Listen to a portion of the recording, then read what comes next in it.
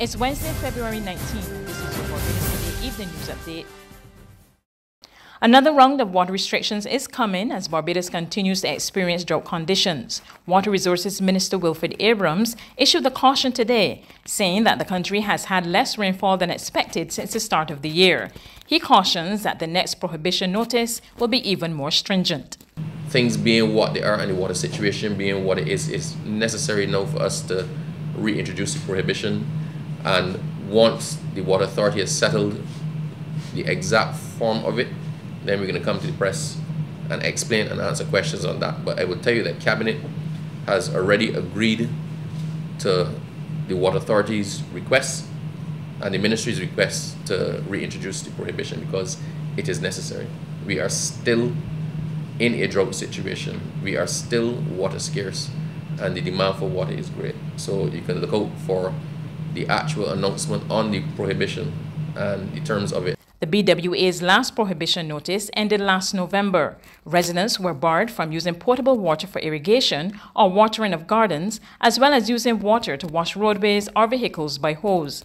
Abrams says it was quite effective, and while no one was prosecuted then, he warned that residents who violate the rules this time around may not be so lucky. This time around, the prohibitions are going to be a little bit more stringent, right? And we now don't have the latitude with the water situation being what it is to depend on the goodwill of people.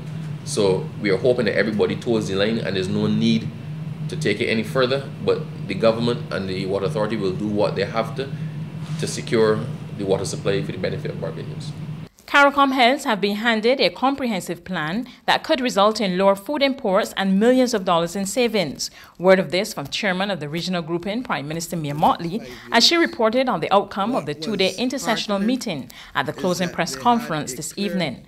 Motley says the plan presented by the Regional Private Sector Association and the Caribbean Congress of Labour will shore up the region's food security.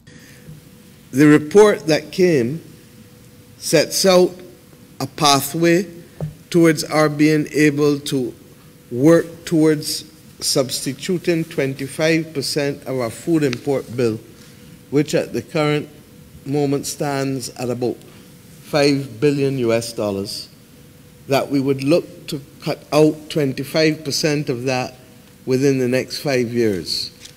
What was heartening is that they had a clear plan across livestock and crops, 7 key areas that would save the region $420 odd million US, but also would have the potential to be able to earn foreign exchange outside of the region.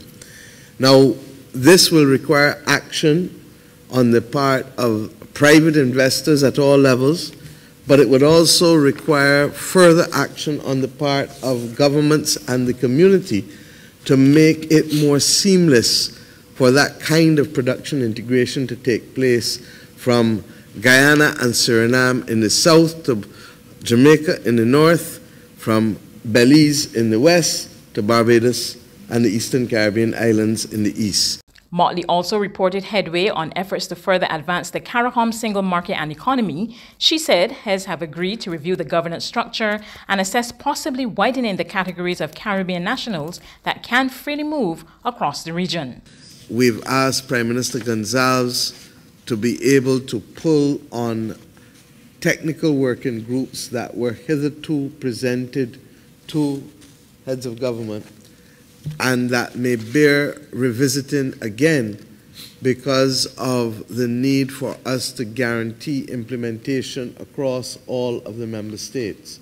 To that extent, therefore, we anticipate that a report will come to the next heads of government meeting that will review those technical working groups that came out of the Rose Hall Declaration in Montego Bay in 2003.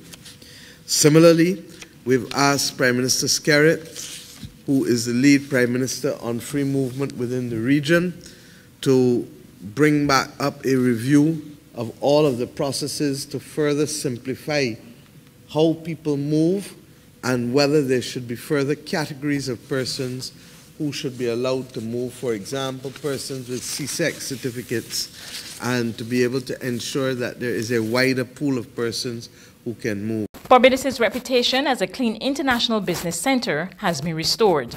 The European Union removed the island from its grey list, saying it had managed to implement all the necessary reforms to comply with good tax governance principles ahead of the agreed deadline. Director of International Business in the Ministry of International Business, Kevin Hunt, said the move sends the international signal that Barbados is serious about compliance, regulation, and good tax governance principles that are fair to all. He added that the island remains open for credible investors of substance, and it will continue to make strides in all areas to facilitate business. There's regional and international news after this short break. It's Festive Friday at the Bridgetown Night Market at Pelican Craft Center. Kick off the weekend this Friday from 4 p.m. to midnight with loads of food, drinks, and entertainment. Get ready for Crop Over with the Rhythm Roots Street Parade. Party like it's Kadooman Day on the street around Pelican Village with costume reveler, music, and more. It's Festive Friday. It's Festive Friday at the Bridgetown Night Market at Pelican Village Center from 4 p.m. to midnight. Admission free.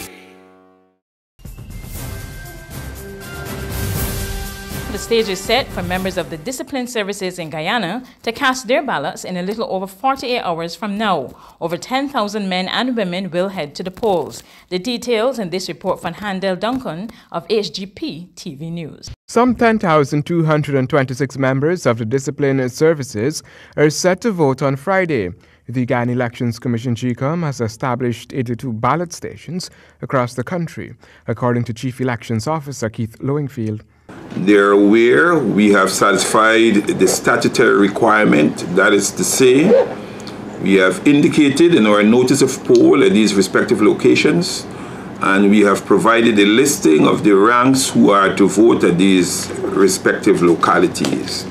Deployment of ballot papers and boxes will commence on Thursday.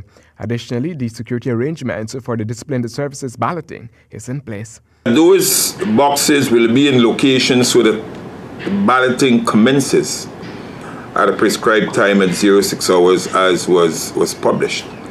The remainder will be deployed from the yard here at GCOM, commencing at approximately 04 hours, the deployment for all the other locations across the country, and is expected that at the close of poll, all these ballot stations are closed and all the votes are returned to be stored at GCOM headquarters under tight police security.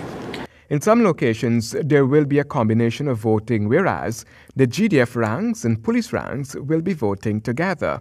On the 22nd, GCOM, along with party agents, will be sorting the ballots. On the international scene, the United Nations Human Rights Chief Michelle Bachelet has called the humanitarian catastrophe unfolding in Syria cruel beyond belief. Since December, 900,000 civilians have been forced to flee Syrian and Russian bombs in the northwest. Most are women and children. The details in this CBS report. This is the war that never ends. 9 years of terror, and in Idlib they still live powerlessly, impotently, as their own government bombs them out of their homes. There are more than 3 million people crammed into Syria's last major rebel stronghold. The regime's latest offensive, backed by its ally Russia, has forced hundreds of thousands of them to flee for their lives and left people homeless in the middle of a bitter winter. I'm begging for a place to shelter my kids, says this man. The bombs didn't kill them, and I don't want them to die of the cold. The children of Idlib have grown up in a time of bloodshed.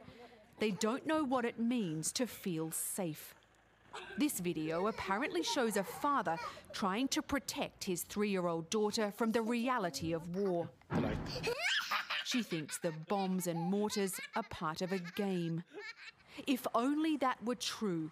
If only the last 9 years were a nightmare and Syria could wake up.